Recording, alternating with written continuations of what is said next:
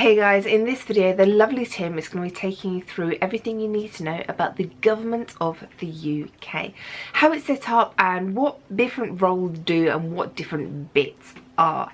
Now there are lots and lots of facts that you need to remember in this for your GCSE Citizenship, so to help you do that, over from my website there are a load of multiple choice questions which will help you remember everything and get it in there for your exam.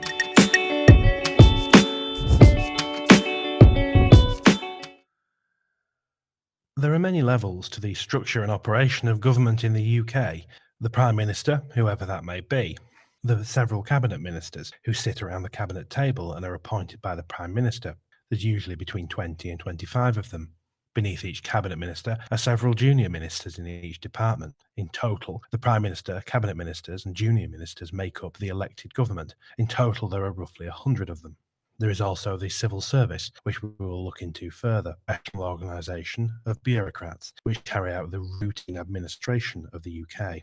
There are special and personal advisors. Special advisors have increasing prominence, especially since the 1980s. Often they are known as SPADs. There are also hundreds of specific government agencies and government departments, of which we will look at a couple of examples. Each of these has a role to play in the proper government of the UK. Their roles are all different, their method of appointment is all different, and their responsibilities are all different. However, they all must work together to ensure the efficient continued administration of the country. The Prime Minister of the United Kingdom actually has many titles, such as First Lord of the Treasury and Minister for the Civil Service. They are also thought of, traditionally, as being first among equals. However, usually, in both the public eye and in official documentation, Prime Ministers are referred to as the Prime Minister.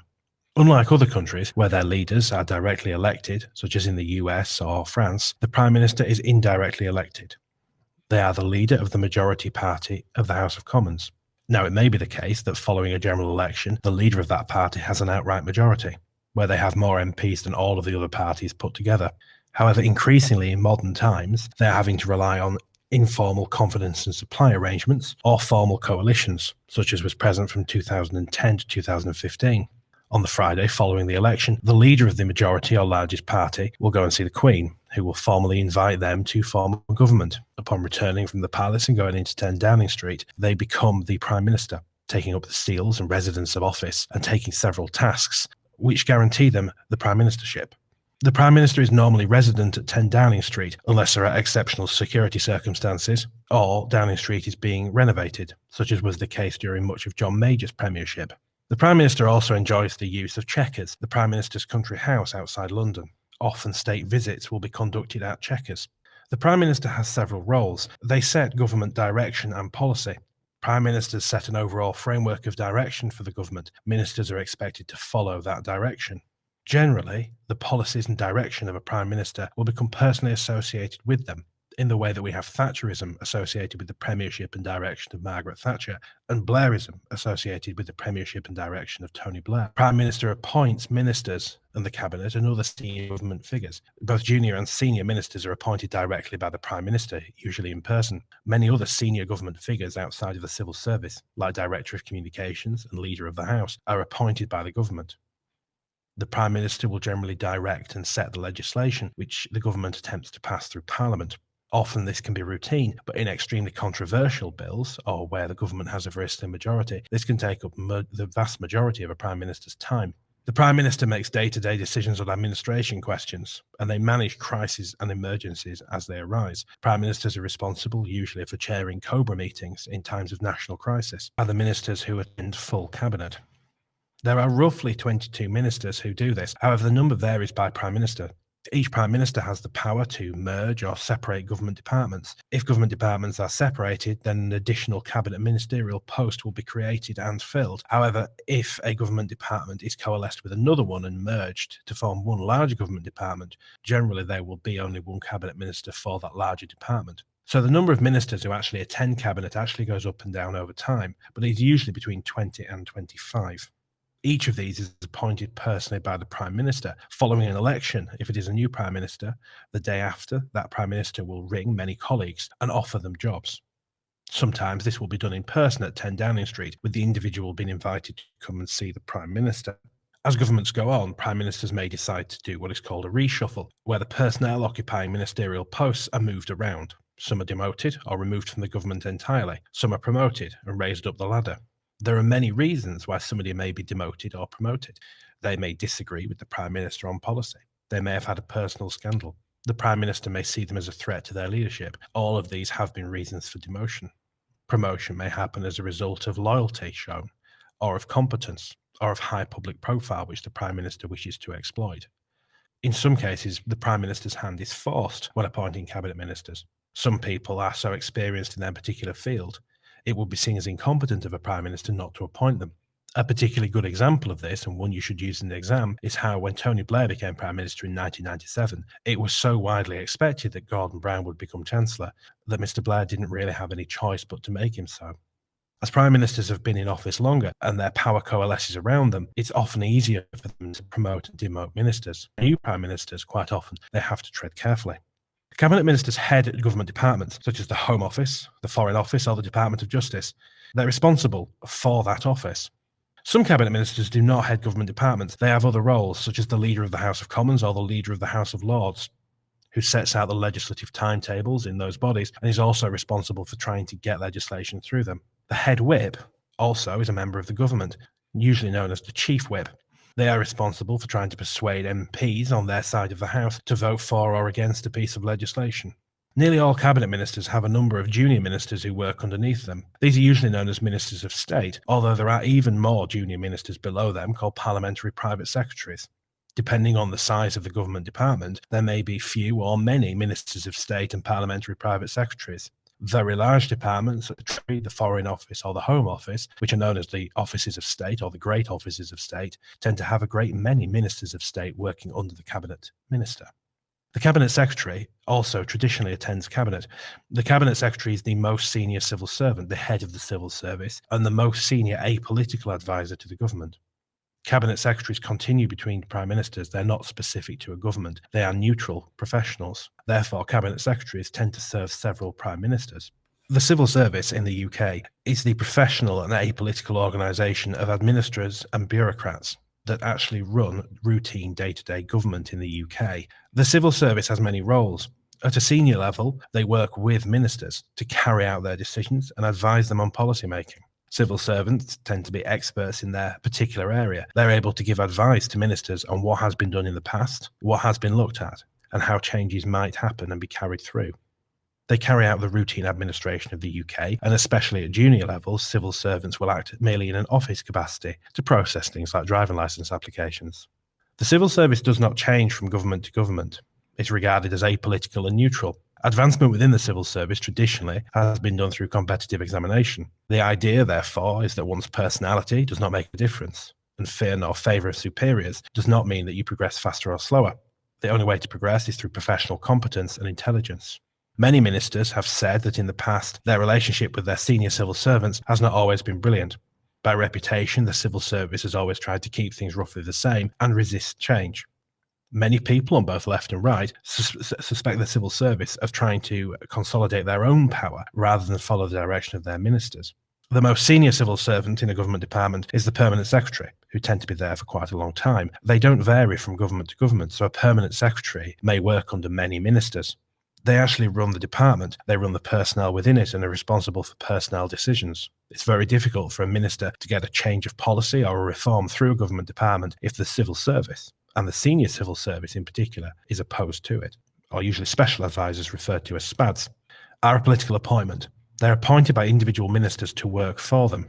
A minister, upon entering a government department, may decide that they want somebody who is not a professional civil servant. However, they also want somebody who is dramatically on their side. They will therefore seek somebody of similar political loyalties to work with them.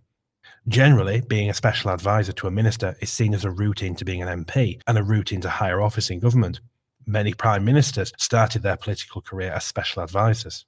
To take a recent example, David Cameron, who was Prime Minister from 2010 to 2016, began as a special advisor in the late 1980s and early 1990s to a succession of Conservative ministers.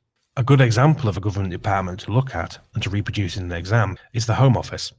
The Home Office is one of the largest government departments and is one of what is regarded as being the four great offices of state, that being the Home Office, the Foreign Office, the Treasury, and the Prime Ministership. This government department is headed by a Home Secretary, who reports to Cabinet and is a senior Cabinet Minister. Often, appointing a Home Secretary is a key appointment for a Prime Minister. It signifies where they stand on things like law and order and civil liberties. There are 4 junior ministers, the Ministers of State we talked about, working below the Home Secretary. Each of them has a different focus. There are 3 parliamentary private secretaries, even more junior ministers, working below the Ministers of State. There are many, many thousands of civil servants, not just in the government department itself, but the many agencies such as the Passport Office associated with it. The Home Office has a massively wide-ranging responsibility, but to give a few examples, they have responsibility for setting policy, legislation and administration in things like policing, how the police operate, the rules they follow, the burden of evidence that the police is required to cross for the case to go to court, the general way in which the police recruit and how they're paid, and tackling the power of the police unions to achieve a balance. The Home Office has power over counter-terrorism, especially through MI5, and responsibility for trying to ensure that terrorist plots do not come to fruition. They have responsibility for immigration and border security. The UK Border Police is part of the Home Office, as for that matter is the British Transport Police. The Home Office has a range of powers over the police. They can instruct the police. They can change the role of the police. All of this requires parliamentary legislation. The single greatest effort to which the Home Office goes is for the protection of the general public.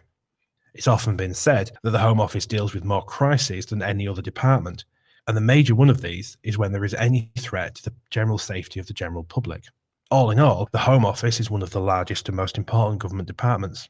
The Home Secretary is a key appointment of a Prime Minister and must be someone who is loyal. Indeed, it is possible for a competent Home Secretary to move from there directly to becoming Prime Minister.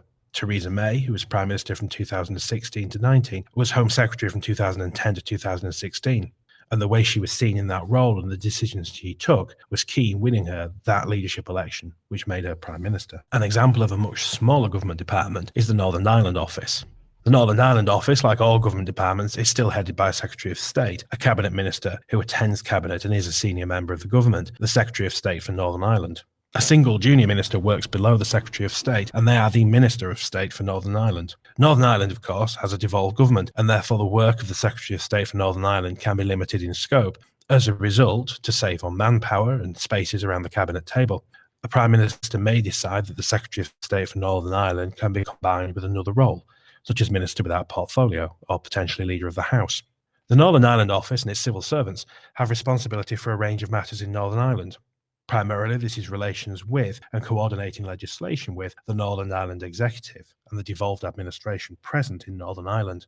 However, should relations in Northern Ireland in the power sharing agreement between the two main parties break down, from the 1970s onwards to about 2000, the Northern Ireland question was much more wide open and resulted in political violence, and the office of the Northern Ireland Department was seen as a much more important question in government.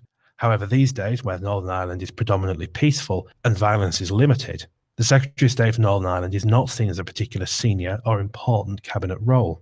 Often, because affairs in Northern Ireland were so complicated and difficult, becoming Secretary of State for Northern Ireland was usually seen as a punishment or a demotion for a cabinet minister who may have been incompetent or disgraced.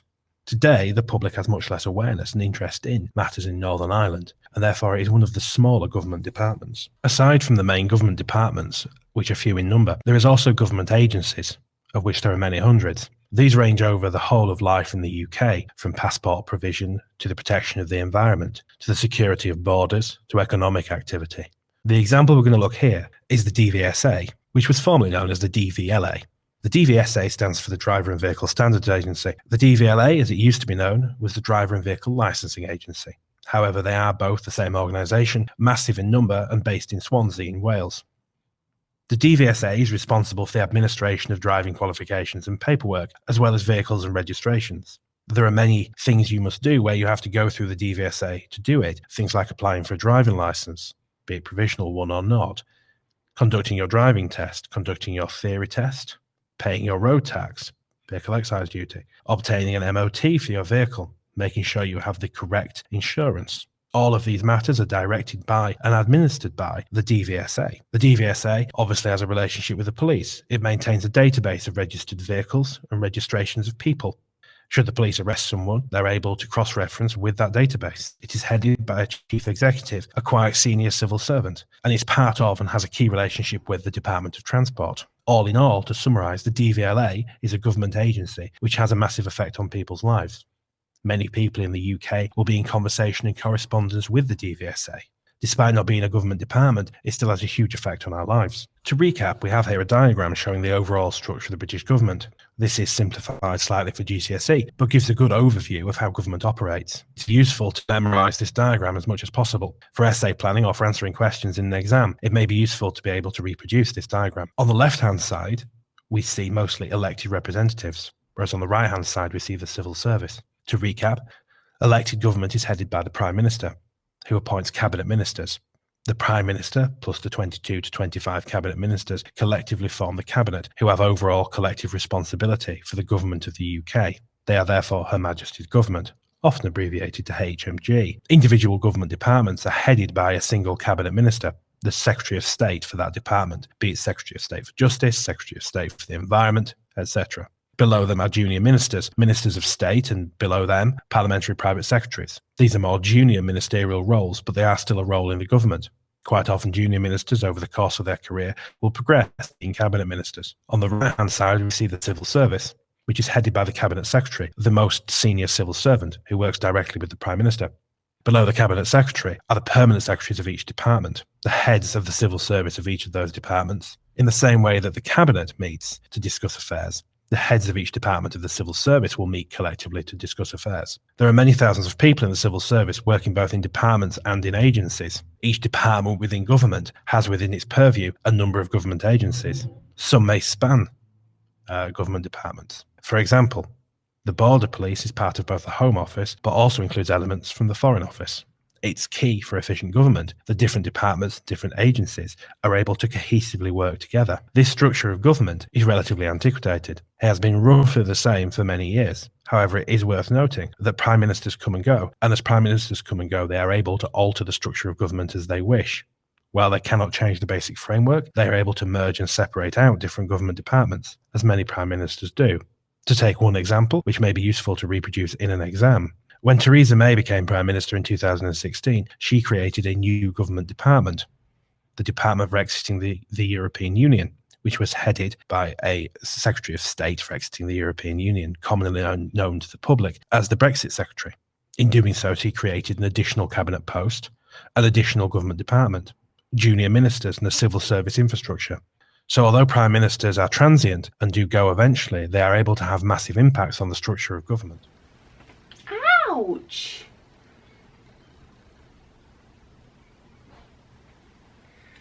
This is why in some videos I have unexplained scratches.